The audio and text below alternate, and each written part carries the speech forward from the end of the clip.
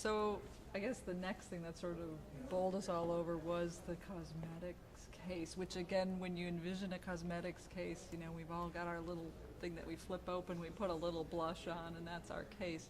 I think this was just, the wow factor was the sheer size of it.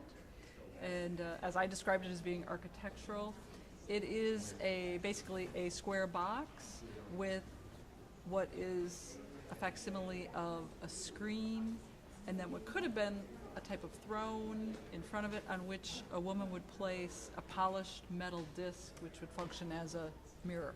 Again, mirrors like this usually have some sort of elaborate design like we saw in the painting on the back of it.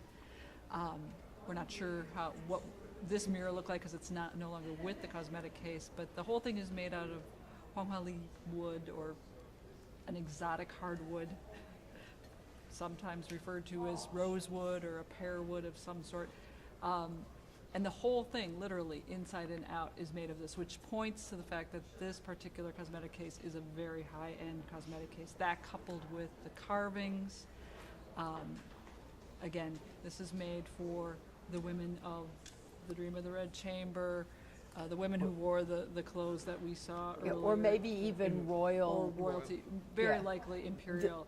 And cosmetics would be placed inside the drawers, so there's, I remember 5 drawers. 5 drawers, yeah. 3 on top, 2 on the bottom. These come out, and again, all beautifully done in mortise and tenon technique, which means they're not using nails. Everything's tongue and groove. They're made to fit together and stay together, and completely done with this exotic hardwood as opposed to using a lesser wood on the inside than they would use on the exterior.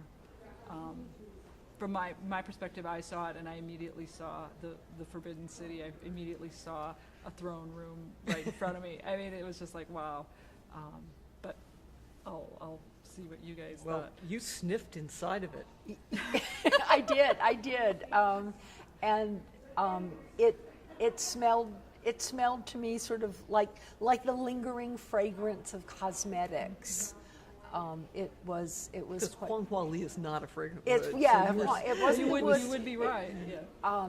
So it's possible I was imagining things, but I don't think so. I think there was a bit of I smelled something there, fragrance. too. Yeah, this is arguably the most spectacular mirror stand combination mirror stand cosmetics case that I've ever seen. Mm-hmm. Not only, again, the wood and the scale, the size of it, but you mentioned also the carving and the fact that the area that represents a 5-panel folding screen against which the mirror would be sort of propped up is all carved open work, and it's all, this is why Anne says it's imperial, is it has dragons with a flaming pearl intertwined with sort of interlaced kind of foliate patterns. And then it all, in addition to that, on the fronts of the drawer, it also had intricate carvings of phoenixes. So the dragons, of course, symbolize the emperor, phoenix, the empress, and then also even some small qilin, which are another kind of magical unicorn-like auspicious animal in Chinese culture. And we had Lingzhi fungus, didn't we? Lingzhi Yes, fungus on around the balustrade. balustrade. So, Again, yeah. if you think of it as a piece of architecture, and that's again in my world, I just sort of thought, wow, So here you have the throne, this 5-panel screen behind it, and then the mirror then replaces where the throne would be, which right. is actually So fascinating. Because you're the emperor or the yeah. empress. You placing yourself visually when you're looking at yourself in the mirror in the spot of the emperor or the empress, and then around it, of course, this balustrade on which you have these various carvings on the back of which were the lingzhi, the sort of fungus that people take sort of representative of immortality, Right. and then on the front the qilins. So lots of interesting and intricate imagery related to the imperial family there. So detailed, that carving and the open work of the screen, and it's just so elaborate. There were even those dragons' heads on the top of the 5-paneled screen, Again. done in relief. That, I mean, if you think about, Anne was talking earlier about the embroidery and like how long and how skilled you had to be.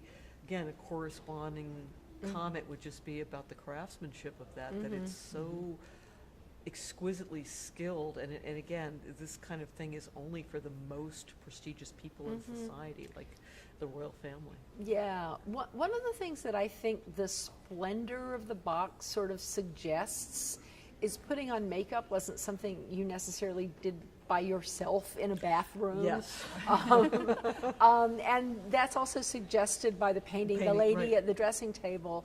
One of the things that is interesting in the novel Dream of the Red Chamber is the way in which people visit with one another while their hair is being done, while the makeup is being put on. At one point, actually, Bao Yu goes to visit Dai Yu before she's put her makeup on, and he says to her, "Hey, can I help?" And she kind of says, I don't think so." But I think that does show a kind of a social aspect to it. And Katie was referring to this earlier in terms of Bao Yu's yearning to be feminine.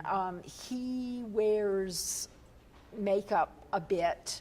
The first time Dai Yu ever sees him, she says his lips were red as if he had rouge on, and we later see several episodes where he does in fact put rouge on. And I think that the makeup case and the robes and the painting of the lady at the dressing table all suggest a degree of creative feminine self-fashioning. That the woman in the painting took several lives to get to be the person in the painting.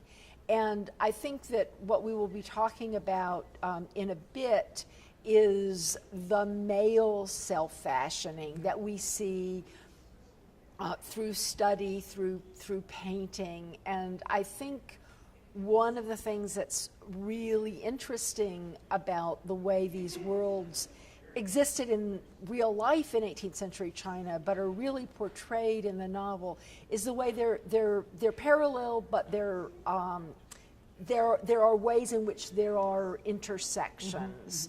Probably more in the novel than in the real world. But I think the fact that on the courtesan's dressing table, in the lady at her dressing table, we see things that we might see in a scholar's studio. I think that's an example of kind of the complexity of drawing lines around Well, and what's so roles. interesting about the novel is this desire by Bao Yu to possess or engage with women's objects, while women can engage with men's objects, such as the paintings and the books and things like that. There are particular objects that only belong to women, and the cosmetics case would be one of those. And they are furniture. I mean, something like that literally looks like a piece of small furniture, but they are furniture because they are the only economic capital, right, that women had. That when you got married, you would often bring a bed and your mirror and your mirror case and these kinds of objects that then, correct me if I'm wrong, you're the social historian, but they literally belong to you. They didn't belong to your husband's family. And again, the wealthier you are, the more not only social capital, but literally economic capital is invested in those objects. And again, clothing would be the other item as well. Now, clothing works with men as well, but the things like the cosmetic cases and beds are always associated with women.